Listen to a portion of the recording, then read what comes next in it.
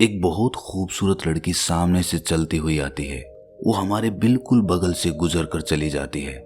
हम पीछे पलट कर उसे देखते हैं, लेकिन तभी वो लड़की भी पलट कर देखती है। और जब हमारी आंखें उस लड़की से मिलती हैं तो ना चाहते हुए भी हमारी नजरें झुक जाती हैं। हम उससे ज्यादा देर तक आंखें भी नहीं मिला पाते। हालांकि हम दोनों के बीच कोई बातचीत नहीं हुई। मैंने उसे देखा, उसने मुझे देखा, लेकिन 3 सेकंड तक भी मैं उससे आई कांटेक्ट नहीं कर पाया। ऐसा अक्सर सभी की जिंदगी में होता है, और ये बात सिर्फ सुंदर स्त्री की नहीं है। जीवन में बहुत से लोग ऐसे होते हैं जिनसे हम आंखें मिला के, उससे रूबरू होके पूरी तरह से बात ही नहीं कर पाते। कहना कुछ होता है, कह कुछ जाते हैं। उस वक्त ऐसा लगता है कि हमारा अपने ऊपर कोई नियंत्रण ही नहीं है।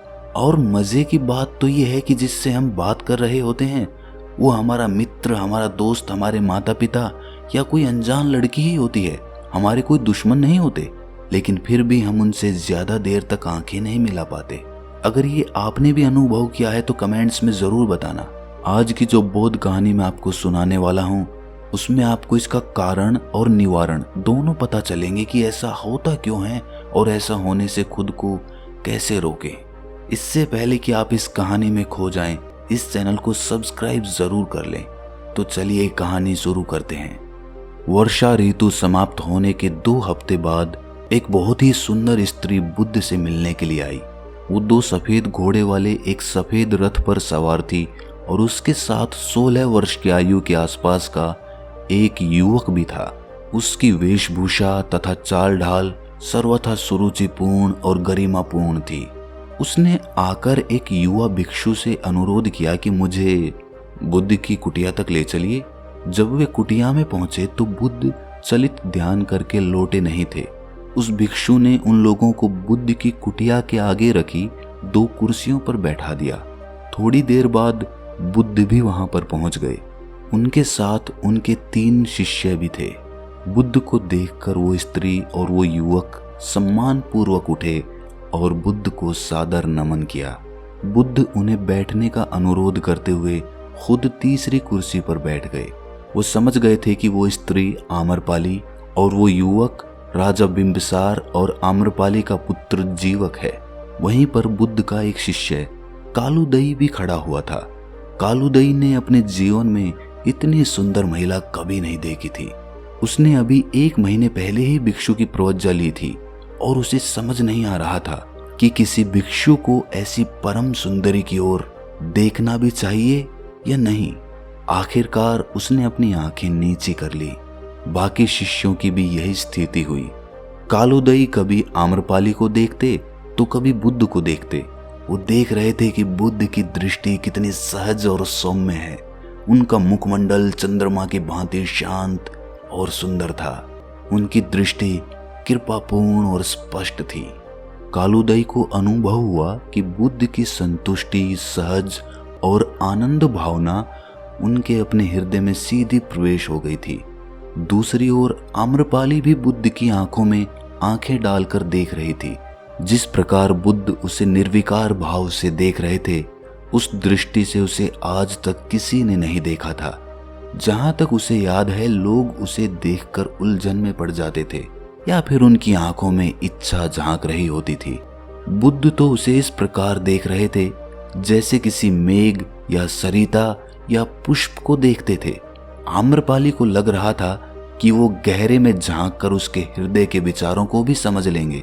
उसने हाथ जोड़कर अपना और अपने पुत्र का परिचय दिया। मैं आम्रपाली हूँ और ये मेरा पुत्र जीवक है जो चिकित्सक बनने के लिए पढ़ाई कर रहा है। हमने आपके विषय में बहुत सुना है और आपसे मिलना चाहते थे, जो आज संभव हुआ है। ये सुनकर बुद्ध ने आम्रपाली के बेटे जीवक से पूछा कि उसकी पढ़ाई और दैनिक जीवनचर्या कैसी चल रही है। जीवक ने नम्रता के साथ इन प्रश्नों के उत्तर दिए।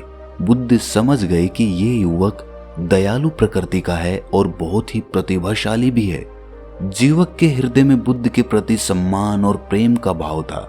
उसने कहा कि जब मैं अपनी चिकित्सा की पढ़ाई पूरी कर लूंगा तो मैं भी वेणुवन में बुद्ध के पास ही रहूंगा। बुद्ध से मिलने से पहले आम्रपाली ये मानकर चल रही थी कि वो बहुत से उन अन्य विख्यात गुरुओं के समान ही होंगे जिनसे वो मिल चुकी थी, लेकिन वो इससे पहले बुद्ध जैसे किसी गुरु से नहीं मिली थी। उनकी दृष्टि निश्चय ही कोमल और करुणापूर्ण थी। उसने सोचा कि ये ही मेरे उन दुखों को समझ सकेंगे जो उसके हृदय में पल रहे हैं। उनकी करुणापूर्ण दृष्टि से ही उसके बहुत से दुख दूर हो गए थे। जब उसने बोलना शुरू किया तो उसकी आंखें छलछला आई थीं। गुरुवर, मेरा जीवन दुखों का आगार है। यद्यपि मेरे पास धन संपदा की कोई कमी नहीं है और अभी तक किसी वस्तु की आकांक्षा अतृप्त नहीं रही है, फिर भी आज का दिन मेरे जीवन का सर्वाधिक उल्लास का दिन है। आम्रपाली एक प्रसिद्ध गायिका और नर्तकी थी, लेकिन किसी भी आदमी के कहने भर से अपनी कला का प्रदर्शन नहीं करती थी। यदि किसी के तौर तरीके या व्यवहार उसे अच्छा नहीं लगता था तो वो अपनी कला का प्रदर्शन करने से इनकार कर देती थी, चाहे फिर वो आदमी उसे कितना ही धन देने का प्रस्ताव क्यों ना रखे। जब वो 16 साल की थी तो किसी से प्रेम करने लगी थी, किंतु उस प्रेम प्रसंग ने उसका हृदय तोड़ दिया था। कुछ समय बाद उसकी भेंट युवा राजकुमार बिंबिसार से हुई और उन दोनों में प्रेम हो गया। उसी से बिंबिसार के पुत्र जीवक का जन्म हुआ, किंतु राजमहल में कोई भी उसे और उसके पुत्र को स्वीकार करने के लिए तैयार नहीं थे। महल के लोगों ने ये अफवाह उड़ा रखी थी कि वो लड़का अनाथ है जिसे राजकुमार सड़क के कूड़े के ढेर से उठाकर लाए थे।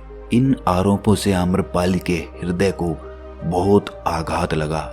राजमहल में उसे द्वेष और घृणा से भरे अपमान के घूंट पीने पड़ते थे। शीघ्र ही उसने समझ लिया कि उसे स्वतंत्र रहना है और अपनी स्वतंत्रता की पूर्ण शक्ति से रक्षा करनी है। उसने राजा बिंबिसार से बिना शादी उस महल में रहना अस्वीकार कर दिया और प्रण किया कि वो अपनी व्यक्तिगत स्वतंत्रता किसी भी कीमत पर नहीं खोएगी। बुद्ध ने सहजता पूर्वक उससे कहा, किसी दूसरी वस्तु के समान सुंदरता भी आती है और चली जाती है। ख्याति और धन संपदा भी इसी प्रकार आनी जानी होती है। ध्यान साधना करने से जो शांति, हर्ष और स्वतंत्रता प्राप्त होती है, उसी से सच्चा आनंद प्राप्त होता है। आम्रपाली, इस जीवन के जो क्षण बचे हैं उनको जियो और उनका पूरा ख्याल रखो। अपने व्यक्तित्व को बुलावे में अथवा निरर्थक आमोद प्रमोद में नष्ट मत करो। ये बात सबसे महत्वपूर्ण है। बुद्ध ने आम्रपाली को बताया कि उसे अपना दैनिक जीवन नई विधि के अनुसार कैसे व्यवस्थित करना है। प्राणायाम करो, ध्यान में बैठो, सचेतनता की भावना से काम करो और पंचशीलों के पालन का अभ्यास करो। इन मूल्यवान शिक्षाओं को पाकर वो बहुत खुश थी। वहां से विदा होने से पहले उसने कहा, वैशाली नगर के बाहर मेरे अधिकार में एक आम्रवन है जो शीतल भी है और शांतिपूर्ण भी है।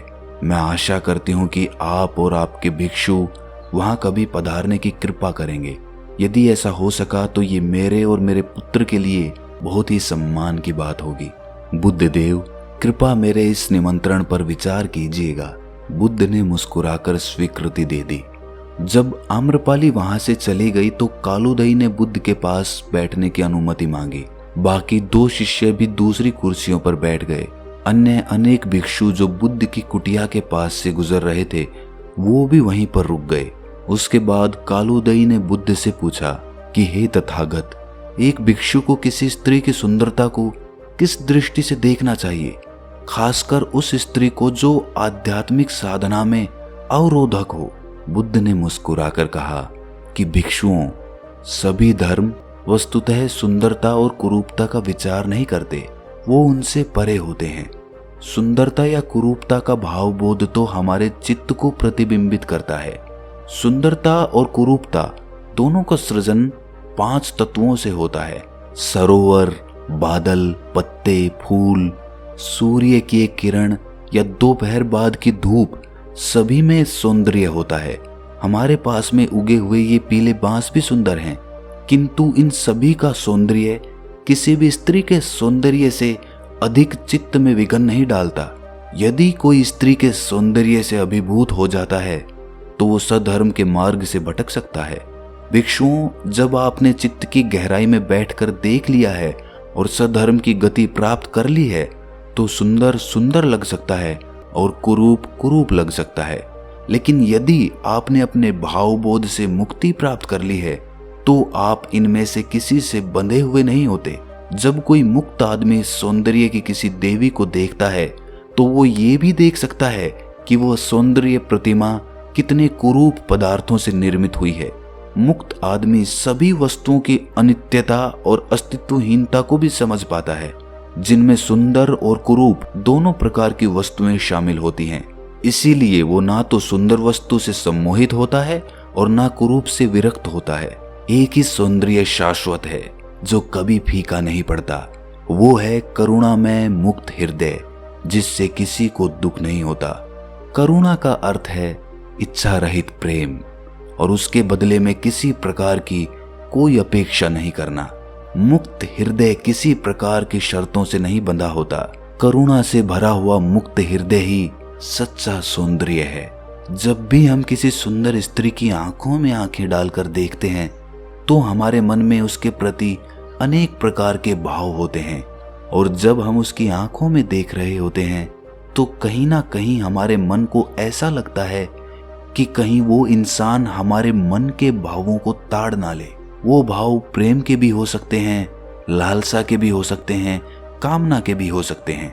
अगर आपके मन में उस सौंदर्य के प्रति सिर्फ करुणा का भाव जागृत होता है तो आपका मन किसी भी भाव को छुपाने का अभिनय नहीं करेगा, क्योंकि करुणा का अर्थ है इच्छा रहित प्रेम, और वो प्रेम आपकी आंखों से झलकता है।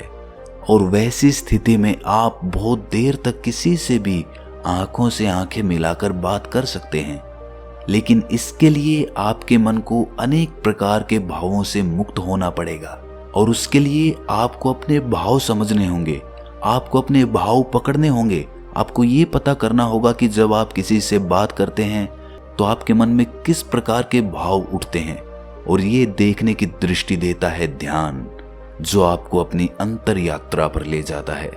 इसीलिए जितना गहरा आप ध्यान में डूबेंगे उतने ही खुद के प्रति साक्षी हो जाएंगे, और फिर आप अपने विचारों और भावों को अच्छी तरह से देख पाएंगे। और जैसे जैसे आप अपने भावों को देखने लगेंगे वैसे वैसे वो भाव विलीन हो जाएंगे, और आखिर में आपके हृदय में बस करुणा बचेगी। तो दोस्तों, कैसी लगी आपको ये कहानी कमेंट सेक्शन में जरूर बताना, और अच्छी लगी तो इस चैनल को सब्सक्राइब करना मत भूलना। तो मिलते हैं अगली कहानी में, तब तक के लिए अपना ख्याल रखें।